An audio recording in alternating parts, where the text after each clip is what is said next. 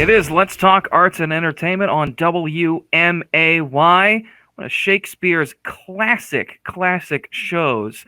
Twelfth Night is coming to UIS, coming to streaming. You'll be able to watch it online. Now, Twelfth Night, if you are hearing the name and you're maybe not familiar with it, if you've ever seen a musical comedy or a comedy or any sort of comedic TV show or any sort of media where there's mistaken identities, lovers, all that back and forth, well, you might know Twelfth Night better than you think you do. And I'm here to talk with the director, Missy Thibodeaux-Thompson. How are you? I'm good, Kevin. Thanks so much for having me. Thanks for being on. So this is opening this Friday. So talk a bit about how rehearsals have gone for this, and obviously I guess you're in Tech Week right now for it. So how have things been going? Things have been going well. In the midst of a pandemic, it's been a little crazy. And maybe some people are aware of this, maybe they're not, but this was actually slated to be our spring production last spring. And a little over a year ago, mid-March, we got canceled and shut down, which was, of course, devastating. We were all heartbroken, but obviously it was the wise thing to do at the time. And we had actually already decided on our season for this year prior to that happening. And once that happened, we put the brakes on for a second and thought, well, why don't we just bring it back next spring? Yeah. And so we had hopes of being able to do, even without a live audience, some type of masked, physically distant stage production. But for various and sundry reasons, and with such a large cast, there's 12 people, we decided it was more prudent, and again, with everyone's health and safety in mind, to put this together as a virtual production. And so rehearsing via Zoom is interesting. Yeah. It's been an interesting challenge, but I am so incredibly grateful and proud of our actors, and our actors are students, staff, community members. Well, I guess we have students and community members and alum in our cast. And we did our initial rehearsals via Zoom. We switched to another platform that we're using for the actual production. And I know we all are probably sick and tired of Zoom and whatever types of, video conferencing that we're doing. But I will say I really liked being able to see people up close in person, not in person, in rehearsals with Zoom. The platform that we're using, that we've been using for the past several weeks now, that we're using for the production in order to stream it, they can't see me. Okay. Which is very unusual because I'm somewhat animated as I'm, when I'm giving comments and notes and directions, and every night I'm standing up and I'm getting excited and talking, and I'm realizing you people can't see me. Oh my God. And probably the biggest challenge for our actors is that in this platform, they cannot see one another. Yeah. So they are acting in a void.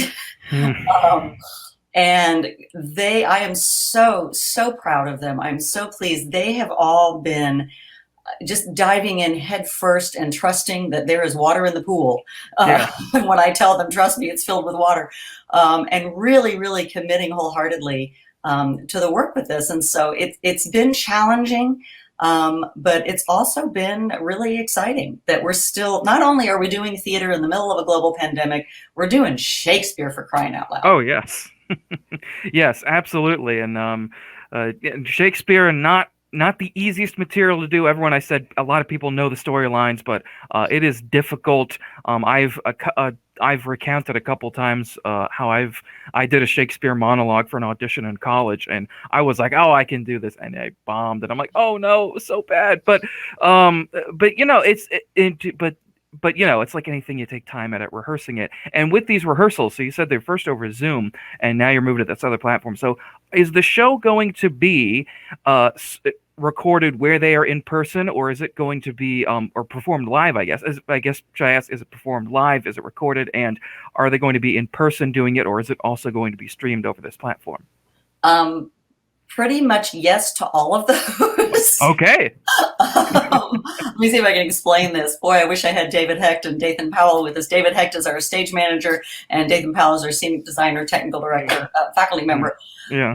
They understand this much better than I. But basically, what we, again, for health and safety reasons, and also just in terms of technical limitations, we've had to get all of our actors hardwired Ethernet connections. Some people didn't have that capability, so we've had to bring a couple of people into isolated spaces where they can close off, on campus. And most of them are in their own homes, in their dorm rooms, in their kitchens and their basements, where we've had to, here's an Ethernet cable so you can connect.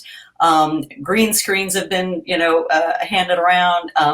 And so they will all be in their own space, isolated. The plan is for Friday night, for opening night, we will perform live and stream it live and record that live. Okay. And that recording then on Saturday night at 7:30 and Sunday at 2 will be available to watch at those times for live streaming then. After those two performances and then two more the following weekend, we will add a Zoom link, and it's on the PAS streaming site, the Performing Arts Services streaming site. We'll add a Zoom link for post-viewing so we can have a post-show live chat with company members, with actors, myself, some designers, etc., because we wanted to try and add some kind of live aspect to this production. And so then next week, our performances are Thursday, Friday, and Saturday. And so on Thursday, the 22nd, we'll do what we did on opening night, which they'll be in their private spaces. We will perform live stream it, and record that one. That recording, the plan is to then be available on Friday the 23rd, Saturday the 24th. And again, after those recorded versions are streamed at 7:30, then we'll have those post-Zoom, back in the before times, I referred to those as the actors petting zoo. And I believe I owe a colleague, Jean Lau Leopard, a friend of mine, for that very catchy phrase. Yeah. So we'll do a virtual actors petting zoo, actors and designers petting zoo. So for anybody who wants to, and if you saw it, this weekend and you can't come to the Zoom until next Friday, that's fine. Join us afterwards and we can talk about process, about the play, about, what it was like, anything that people want to talk about.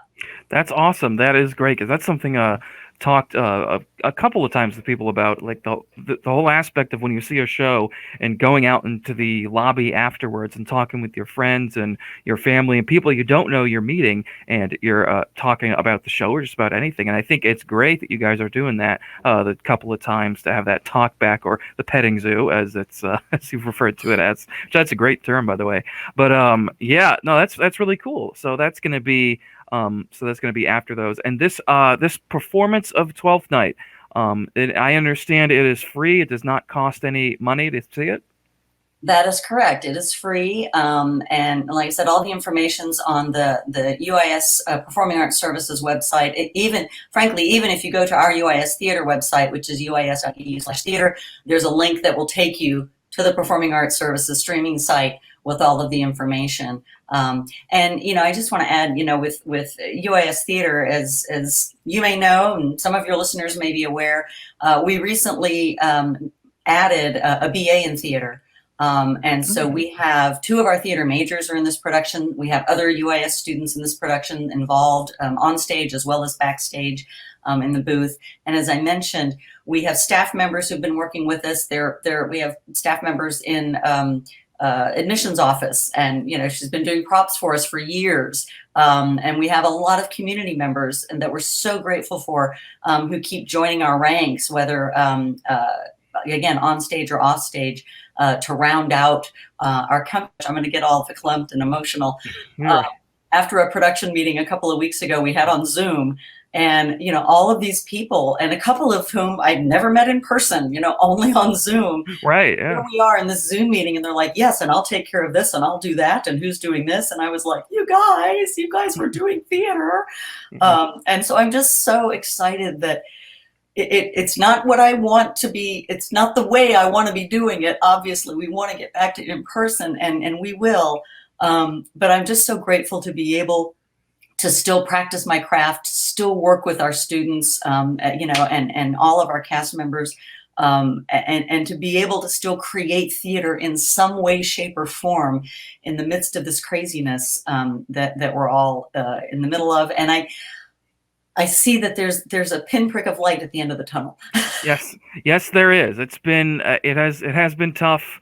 I've been involved in a couple productions, either backstage. I've helped film a couple. One of them was Dracula, which you were in, and even performed a little bit in STC's Broadway Through the Ages. And it's all been very different styles of how they're done, how they're released to the main to the public, to the audiences. And so it is nice, it is great that we're still doing theater, but yes, that light is at the end of the tunnel, and we will be there sooner than we expected. I'm sure we're going to be back there. So so thank you joining me, Missy, and hopefully we will do this again sometime soon.